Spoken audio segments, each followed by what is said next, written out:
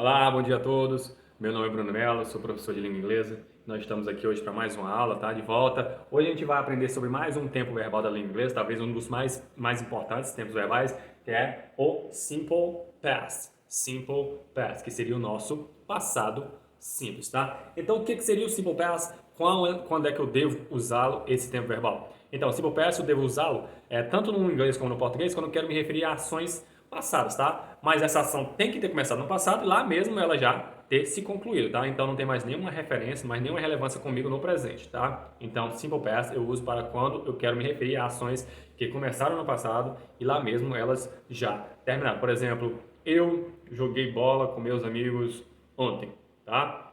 I played soccer with my friends yesterday, tá? Então foi uma ação que começou no passado, lá mesmo ela já finalizou, tá? Então eu trouxe aqui as formas, tá? Na afirmativa, negativa, interrogativa e a estrutura, como a gente deve montar cada uma dessas frases, tá? A primeira aqui é na forma afirmativa. O esquema é o seguinte, ó, para começar uma frase no simple past, na forma afirmativa, primeiro vem o sujeito, depois o verbo, tá? Mais essa desinência é de, tá? Ela vai vir grudada no verbo, no final do verbo, tá? Essa é a desinência que colocam os verbos regulares no passado, tá? É de. Depois é o complemento, tá? Complemento não é obrigatório, tá? Mais na frente que eu vou mostrar para vocês alguns advérbios de tempo passado que a gente não é necessário, tá? Não é obrigatório, mas é recomendável que a gente coloque em frases do simple past, tá? Um exemplo aqui na afirmativa que eu trouxe para vocês, ó. I finished my homework yesterday. I finished my homework yesterday. Eu finalizei, ou eu terminei, my homework, é meu dever de casa, tá? Porque home é casa, work é trabalho. Então, dever de casa, lição de casa, tá? Aqueles que os professores passam na escola. Yesterday é o nosso advérbio de tempo passado, né? Que eu falei, eu devo dizer quando foi que essa ação aconteceu. Então, eu terminei, eu finalizei meu dever de casa ontem. Sujeito, I finish é o verbo, tá? Ó, na forma infinitiva, sem o to, aí eu acrescento o ed no final do verbo para colocá-lo no passado, tá? Então, se finish é terminar, finished é terminei, tá? Meu dever de casa ontem. Agora que nós temos algumas regras, para não posso apenas pegar todo o verbo e colocar ed no final dele, tá? Para isso eu tenho que seguir algumas regras. Então, vamos ver aqui algumas delas, as principais, as três principais, tá? Ó. No caso aqui, ó, quando um verbo já termina, um verbo regular já termina com a letra E, eu não vou acrescentar mais um E e depois o D, tá? Ó, se ele já termina com a letra E, a única coisa que eu vou fazer é somente acrescentar um D. Aqui nós temos o verbo love, love, que é o verbo amar, tá? Então já termina com a letra E. A única coisa que eu vou fazer é acrescentar somente um D no final, tá? Ó, loved, loved. Amar, amou, tá? Essa é uma das regras, uma das mais simples. Agora outra aqui, ó. Aqui nós temos o verbo, vou até repetir, né? O verbo stop. Verbo stop, que é o verbo parar, tá? Verbo parar. Aqui nós temos um verbo monossílabo terminado em CVC, tá? No inglês americano, tá? Ó, quando um verbo de até duas sílabas termina em CVC, que seria consoante, vogal, consoante, eu vou ter que duplicar a última consoante. Somente depois disso é que eu vou acrescentar o ED, tá? Então, stop é um verbo que só tem uma sílaba, tá? Termina em CVC, consoante, vogal, consoante. Eu vou dobrar a última consoante, que é o P. Somente depois é que eu vou acrescentar a desinência que coloca o verbo no passado, que é o ED, tá? Então, stop, parou, stopped. Aqui é parar, stop, parar, stopped, parou, tá? Essa é outra regra. Agora, o verbo regular, quando termina com a letra Y, e antes dele vem uma consoante, o que eu vou ter que fazer? Aqui é o verbo study, tá? Que é o verbo estudar. Então você percebe que ele termina com a letra Y e antes dele nós temos uma consoante, tá? Que seria a consoante D. Quando acontecer isso, eu vou eliminar a letra Y, vou trocar por um I, somente depois é que eu vou acrescentar a desinência ED, tá? Então study ficou, que é o verbo estudar, studied, estudou, ok? Então essas são as três regras principais. Quando o verbo terminar com Y e antes vier uma vogal, eu vou acrescentar somente o ED, tá? Entra na regra geral. Essa regra eu só vou usá-la quando o verbo terminar com Y e antes dele vier uma consoante, tá? Agora vamos ver aqui na forma negativa, a estrutura da forma negativa. Na forma negativa interrogativa, no passado simples, eu vou precisar de auxiliar. Tá? Para me fazer a estrutura da negativa e da interrogativa, eu vou precisar do auxiliar. O auxiliar do passado simples é o did. Did. Tá? Então a estrutura da negativa é a seguinte: é auxiliar, é o sujeito, no caso, sujeito, mais o auxiliar did, mais o not, que vai colocar, é a partícula de negação, tá? Mais o verbo na forma base, mais o complemento, tá? Que não, já falei que não é obrigatório. Então vamos ver como um exemplo agora, usando o mesmo exemplo de cima. Na negativa, I did not finish my homework yesterday. Tá?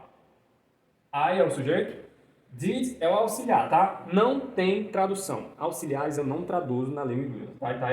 Ele está aqui somente para fazer um auxílio para o verbo principal. Tá aqui o verbo principal, finished. Tá? Então é o sujeito, mais o auxiliar did, mais a partícula not, que vai ficar na negação, tá? I did not. Tem a forma contraída, que é o didn't, tá? Posso juntar as duas palavras. O finish vai ficar na sua forma base. Eu não vou precisar mais colocar o ed, tá? Ó, o ed como aqui na forma afirmativa. Por quê? Porque existe uma máxima no inglês que quando eu coloco auxiliares nas minhas frases, eu não preciso mais conjugar os verbos, tá? Então, a partir do momento que eu coloco um auxiliar na minha frase, o verbo vai ficar na sua forma base, tá? Então, finish vai ficar desse jeito. I did not finish my homework yesterday. Eu não terminei meu dever de casa ontem, tá? Agora vamos ver aqui como é a estrutura da forma interrogativa. Aquela forma interrogativa é aquele costume que a gente já tem de fazer, né? Se eu tenho um auxiliar na minha frase, para me fazer um interrogativo, eu vou ter que inverter o auxiliar com o sujeito. Então, para me fazer um interrogativo, o auxiliar está na frente do sujeito aqui, ó. Então, eu vou abrir com o auxiliar did, mais o sujeito da frase, mais o verbo, mais o complemento. Então, usando o mesmo exemplo. Did I finish my homework yesterday? Perceba que o auxiliar está na frente. O did vai abrir a minha pergunta. E o sujeito, que é I, veio para frente. O verbo vai permanecer na sua forma base, tá? Porque eu tenho auxiliar.